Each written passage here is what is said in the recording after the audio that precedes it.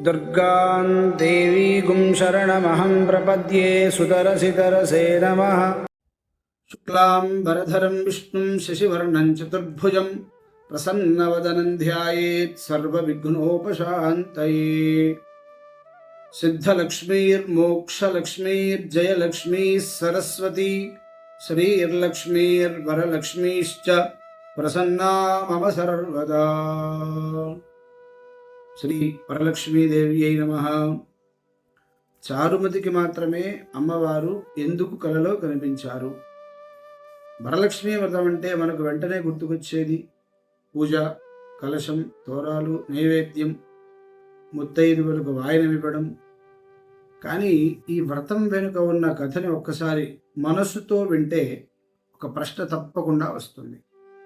చారుమతికి మాత్రమే వరలక్ష్మీదేవి స్వప్నంలో ఎందుకు దర్శనమిచ్చింది? ఆమె ఏదైనా మహాతపస్సు చేసిందా? ఎన్నో యాగాలు చేసి ఉందా? ఇంతకుముందే ఏదైనా గొప్ప సాధన చేసిందా? కథ అలా చెప్పడం లేదు. అయితే ఆమెను అమ్మవారి అనుగ్రహానికి పాత్రురాలని చేసింది ఏమిటి? ఆమెకు వచ్చిన ఆ వరం ఎలా ఒక ఇంటికే కాకుండా ఒక పట్టణంలోని ఎన్నో కుటుంబాలకు చేర్చింది? మరి చారుమతి కాలంలో గజ్జలు, కంకణాలు, ఆభరణాలు లభించాయి. ఈరోజు మనం వరలక్ష్మి వ్రతం చేస్తే మనకు కూడా ఏం లభిస్తుంది? ఈ ప్రశ్నలకు సమాధానం చెప్పే పవిత్రమైన కథే శ్రీ వరలక్ష్మి వ్రత కథ. నైమిషారణ్యంలో శౌనకాది మహర్షులు ఒక మహా సత్రయాగాన్ని నిర్వర్తిస్తూ ఉన్నారు. ఆ సమయంలో సూత మహాముని వారి మధ్యకు రావడం జరిగింది. మహర్షులందరూ ఆయన్ని గౌరవంగా ఆహ్వానించి ఇలా అడిగారు: మహాత్మా, స్త్రీలకు సౌభాగ్యాన్ని, కుటుంబాలకు శ్రేయస్సుని ప్రసాదించే పవిత్రమైన వ్రతం ఏదైనా ఉంటే మాకు వివరించండి అని వీళ్ళందరూ అడగడం చేత అప్పుడు సూత మహాముని ఇట్లా చెప్పసాగారు: మహర్షులారా, ఒకప్పుడు పరమశివుడు పార్వతీదేవికి ఉపదేశించిన ఒక పవిత్రమైన వ్రతం ఉంది. అదే వరలక్ష్మి వ్రతం. దాని మహిమను మీకు చెబుతాను, శ్రద్ధగా వినండి అని కథ చెప్పడం ప్రారంభించారు. ఒకనాడు కైలాసంలో పరమేశ్వరుడు తన భస్మ సింహాసనంపై కూర్చొని ఉన్నాడు. చుట్టూ నారద మహర్షి, ఇంద్రాది దిక్పాలకులు, దేవతలు అందరూ పరమశివుణ్ణి గొప్పగా స్తుతిస్తున్నారు. ఆ సమయంలో పార్వతీదేవి తన హృదయంలో ఒక ఆలోచనతో పరమేశ్వరుణ్ణి చూసింది. ఆమె ఆలోచన తన గురించి కాదు, లోకంలోని స్త్రీల గురించి. వారి సంసారాలు, వారి బాధ్యతలు, వారి సౌభాగ్యం, వారి కుటుంబాల శ్రేయస్సు అన్నీ ఆమె మనసులో ఒకసారి మెదిలాయి. ఆమె పరమేశ్వరుడితో ఇట్లా అంది: ఈశ్వర, స్త్రీలు సకల సౌభాగ్యాలను పొంది సౌభాగ్యంతో జీవించి పుత్ర పౌత్రాభివృద్ధితో తరించడానికి తగిన వ్రతం ఏదైనా ఉందా? వారికి శుభాలను మంగళాలను కలిగించే ఆ వ్రతాన్ని నాకు చెప్పండి అని పార్వతీదేవి అడిగింది. తన కోసం కాదు, లోకంలోని స్త్రీల కోసం. పరమేశ్వరుడు చిరునవ్వుతో ఇలా అన్నాడు: దేవి, నీవు కోరిన విధంగా స్త్రీలకి సకల శుభాలను కలిగించే ఒక పవిత్రమైన వ్రతం ఉంది. అదే వరలక్ష్మి వ్రతం. శ్రావణ మాసంలో పౌర్ణమికి ముందు వచ్చే శుక్రవారం ఈ వ్రతాన్ని ఆచరించాలని చెప్పారు. పార్వతీదేవి మళ్ళీ అడిగింది: స్వామి, ఈ వ్రతాన్ని మొదట ఎవరు ఆచరించారు? దాని విధానం ఏమిటి? దాని ఫలితం ఏమిటి? అప్పుడు పరమశివుడు చారుమతి కథను చెప్పడం ప్రారంభించారు. పూర్వకాలంలో మగధ దేశంలో కుండినం అనే పట్టణం ఉండేది. బంగారు కుడ్యాలు అంటే బంగారు గోడలతో ఉంటుందట ఆ పట్టణం అంతా కూడా. సిరి సంపదలతో ఆ పట్టణం ఎంతో వైభవంగా ఉండేది. ఆ పట్టణంలో ఒక బ్రాహ్మణ స్త్రీ ఉండేది. ఆమె పేరు చారుమతి. చారుమతి చాలా మంచి మనసున్న స్త్రీ. పెద్దలను గౌరవించేది, ఇంట్లో అందరినీ ప్రేమగా చూసుకునేది. ప్రతిరోజు ఉదయాన్నే నిద్రలేచి తన పనులను శ్రద్ధగా చేసేది. భర్తను గౌరవించేది, అత్తమామలను ప్రేమగా చూసుకునేది. ఇంటికి ఎవరైనా వస్తే ఆప్యాయంగా పలకరించేది. తనకు చేతనైనంత సహాయం చేసేది అందరికీ కూడా. తనకు అప్పగించిన బాధ్యతలను నిర్లక్ష్యం చేయకుండా, ఎవరిని బాధ పెట్టకుండా తనకు చేతనైనంత మంచిగా చేస్తూ జీవించేది. అదే ఆమెకు తెలిసినటువంటి ధర్మం. కానీ చారుమతికి ఇవన్నీ ప్రత్యేకమైన పనులుగా అనిపించేవేం కాదు. నేను గొప్పగా ఏదో చేస్తున్నాను అని ఆమె ఎప్పుడూ అనుకోలేదు. తన కుటుంబాన్ని ప్రేమగా చూసుకోవడం, తన బాధ్యతలను శ్రద్ధగా చేయడం, ఇవన్నీ ఆమెకు సహజమైన విషయాలే. కానీ చారుమతికి తెలియదు, తాను ఇలా జీవిస్తున్న తీరుని అమ్మవారు గమనిస్తున్నారు అని. ఒక రాత్రి కుండిన నగరం నిశ్శబ్దంగా ఉంది. అందరూ నిద్రలో ఉన్నారు. చారుమతి కూడా నిద్రపోయింది. ఆ సమయంలో ఆమెకు ఒక దివ్యమైనటువంటి స్వప్నం వచ్చింది. చుట్టూ అద్భుతమైన కాంతి. ఆ కాంతిలో వరలక్ష్మీదేవి సాక్షాత్కరించింది. చారుమతి ఆశ్చర్యంతో అమ్మవారిని చూస్తూ ఉండిపోయింది. అమ్మవారు ప్రేమగా ఆమెను చూసి ఇలా అన్నారు, చారుమతి, శ్రావణ పౌర్ణమికి ముందు వచ్చే శుక్రవారం నన్ను పూజించు, నీవు కోరిన వరాలను ప్రసాదిస్తాను. అమ్మవారి మాటలు విన్న చారుమతి ఆనందంతో చేతులు జోడించి ఆ స్వప్నంలోనే అమ్మవారిని స్తుతిస్తూ ఇలా ప్రార్థించింది, హే జనని, నీ కటాక్షం పొందినవారు ధన్యులు. నీ అనుగ్రహం పొందినవారు సంపదతో, సద్గుణాలతో, గౌరవంతో జీవిస్తారు. నా పూర్వజన్మ సుకృతం వల్ల నీ దర్శనం నాకు లభించింది అని భక్తితో అమ్మవారిని స్తోత్రం చేసింది. చారుమతి ప్రార్థన విన్న అమ్మవారు చిరునవ్వుతో ఆమెను ఆశీర్వదించారు. ఆ వెంటనే అమ్మవారు అంతర్ధానమైపోయారు. చారుమతి ఒక్కసారిగా మేల్కొంది. చుట్టూ చూసింది. అమ్మవారు కనిపించలేదు. అప్పుడు ఆమెకు అర్థమైంది, అమ్మవారు నాకు స్వప్నంలో దర్శనమిచ్చారు. ఆ దివ్య దర్శనాన్ని గుర్తు చేసుకుంటూ చారుమతి ఆనందంతో ఉండిపోయింది.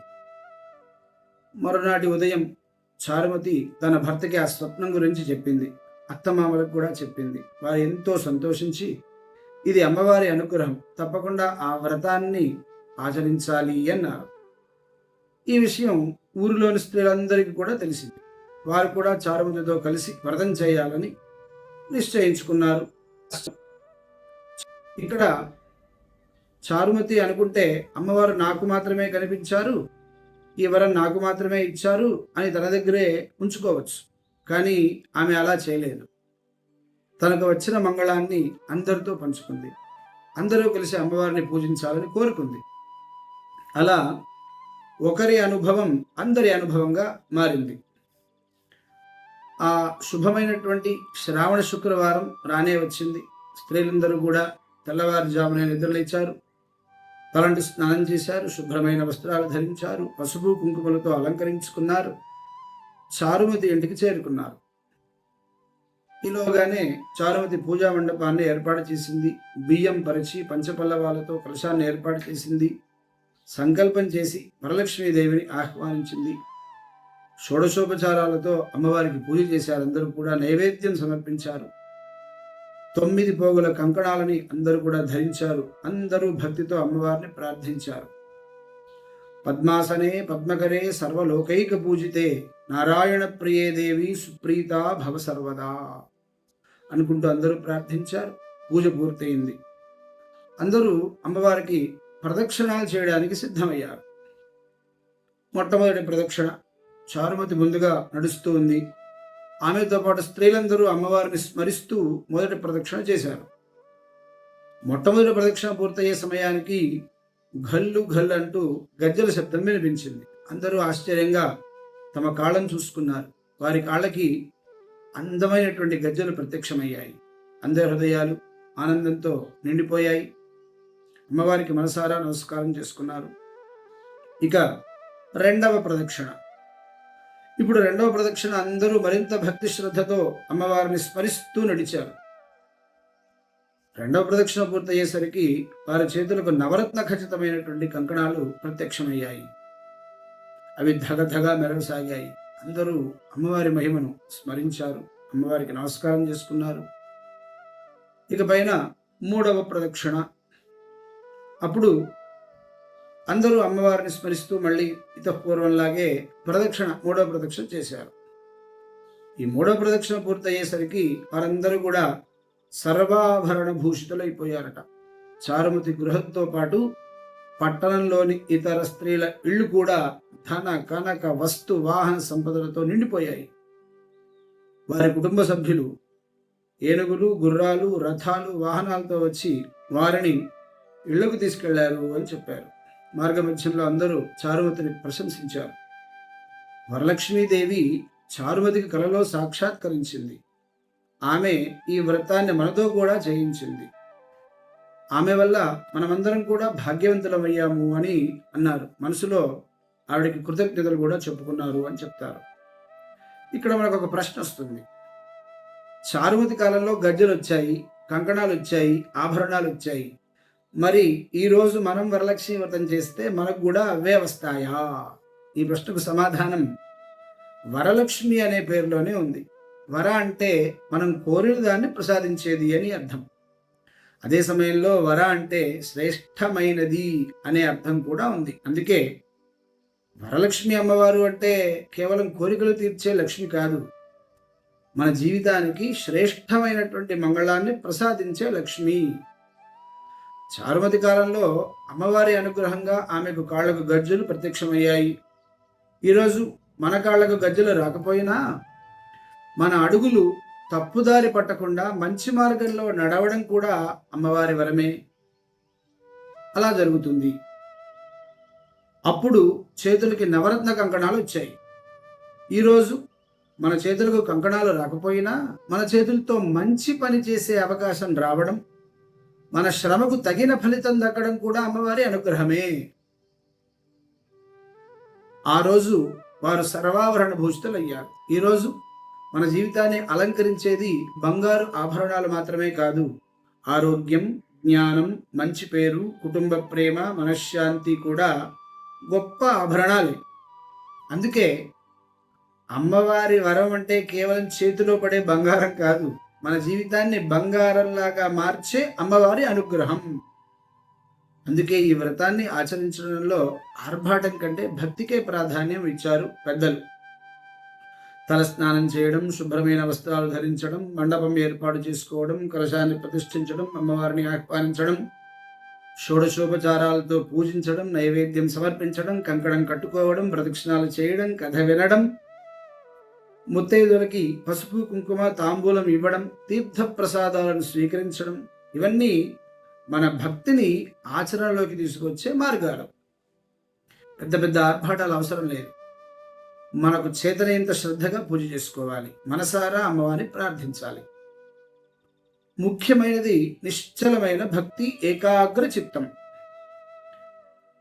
ఆ రోజు నుంచి చారుమతి మరియు ఇతర స్త్రీలు ప్రతి సంవత్సరం వరలక్ష్మి వ్రతాన్ని భక్తి శ్రద్ధలతో ఆచరించారు. సకల సౌభాగ్యాలతో, సిరి సంపదలతో, సుఖశాంతులతో జీవించారు. అలా ఒక ఇంట్లో జరిగిన వ్రతం ఒక పట్టణానికి చేరింది, ఒక తరం నుంచి మరో తరానికి చేరింది. తల్లులందరూ తమ కుమార్తెలకు చెప్పారు, అమ్మమ్మలు తమ మనవరాళ్లకు చెప్పారు. చారుమతి కాలం నుంచి వచ్చిన ఈ కథ ఈరోజు మన గడప దగ్గరకు కూడా వచ్చింది. ఇంతవరకు పరమశివుడు పార్వతీదేవికి చెప్పినటువంటి చారుమతి కథను సూత మహాముని శౌనకాది మహర్షులందరికీ కూడా వివరించారు. కథను పూర్తి చేస్తూ సూత మహాముని ఇలా అన్నారు, మహర్షులారా, ఈ విధంగా చారుమతి వరలక్ష్మి వ్రతాన్ని ఆచరించి అమ్మవారి అనుగ్రహాన్ని పొందింది.